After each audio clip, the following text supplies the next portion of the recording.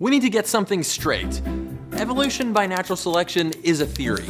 So is climate change. But people keep saying that like it's a bad thing.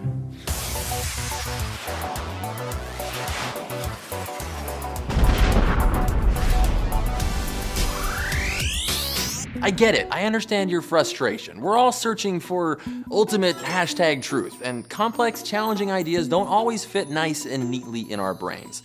But what is truth? Are there different levels of truth? Are some truths truthier than others? Well, I don't know, but I do know this. Science is the absolute best tool we have for understanding how the universe works, and theory is not a four-letter word. If we're gonna trust science together, the least we can do is speak the same language. Words like fact, theory, hypothesis, and law mean something totally different to a scientist than the way they're used in everyday speech. So let's get them straight. Facts are really just observations about the world around us, and we observe things every day, like that it's bright outside when I look out the window. And we often develop explanations for those observations, like, okay, the sun is probably up. Congrats, we just developed a hypothesis. But a hypothesis isn't something you prove, it's something you test. So let's walk outside. It's bright, the sun is up, hypothesis confirmed. Way to go, we did a science. We often come up with multiple hypotheses to explain an observation. We just eliminate the ones that are wrong. What's left over is not a theory or a law or an ultimate truth. It's just a possible explanation for something, one that can lead us to new hypotheses which may agree or disagree with the original one. It's a never-ending story, only without the big fluffy dragons. That's so good.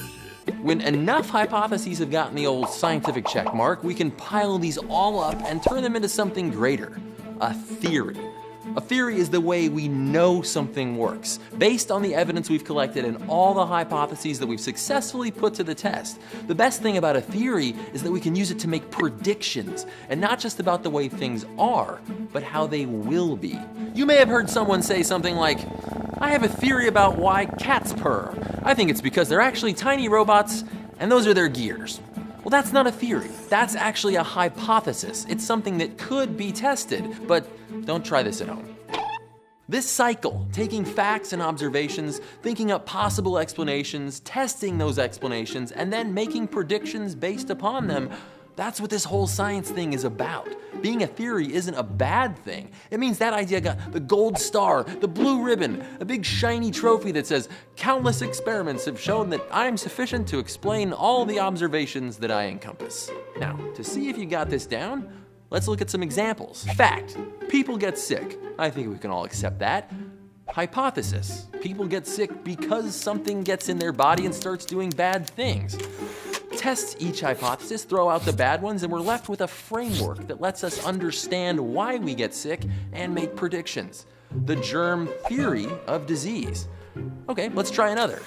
Evolution is a fact. We know that it happens, no doubt. But how does it happen?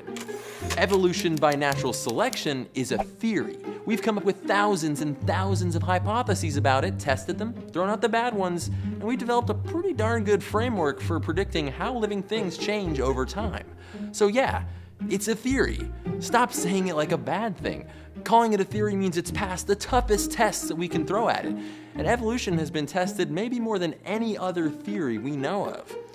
We should really call it the theory of the fact of evolution. What about something as fundamental as gravity? Is that a theory or is it a law?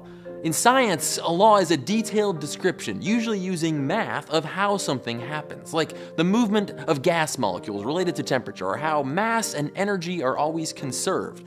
But a law doesn't tell us why something happens. Gravity, as it turns out, is a law and a theory. Newton's law of universal gravitation describes precisely how two objects will attract each other based on their masses and the distance between them, and gives us a nice formula we can use to figure it out. Textbook law. But Newton's equation doesn't describe what is happening or why. To do that, we need a theory of gravity. Fact. If I drop this, it'll fall. law. I can mathematically describe how fast that apple and the Earth will accelerate toward one another based on their masses and distance. But why is it happening? Hypothesis.